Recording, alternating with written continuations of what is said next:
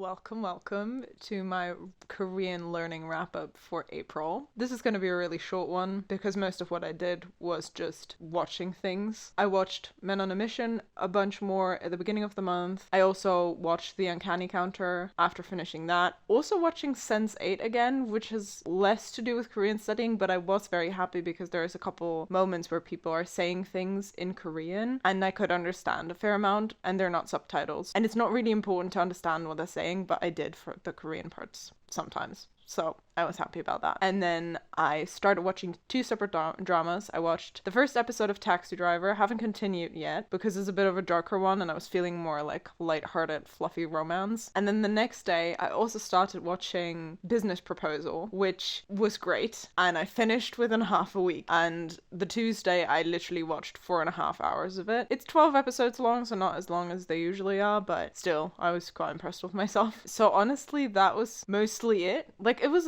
a decent amount. I think overall, on average, it was more than an hour per day, which is good. But again, it was a lot of passive learning. I did like a tiny bit of vocab here and there and some Duolingo, but then I broke my streak and then I couldn't be bothered to continue because I didn't feel like it was helping me as much at this point. So it was really mostly passive learning. But I did, have some phrases stuck in my head. If there's smaller phrases, I can maybe imitate those or understand them and people would say them to me. So I still consider it progress, but I definitely want to ramp that up to a lot more like active learning and like a lot of more practice of speaking in May because it's getting there, and at the end of May I'm going to be in South Korea, so I want to be able to say as much as I possibly can by like learning as much as I can right now. I did also make a cute little map of Seoul and wrote down a bunch of places I want to visit for different things, and I wrote all of that in Korean, so at least I have like a bit of vocab in there as well for like museums and markets and things like that. So happy with that as well. I'm still super motivated to continue, but at the same time it's just easier to just sit there and watch some things and like have the language slowly seep into your brain. But it does take a lot longer and I want to be faster than that, so I definitely plan on being a bit more diligent and doing more in terms of active studying. We'll see, but that's my little wrap up for April, and I will see you next month.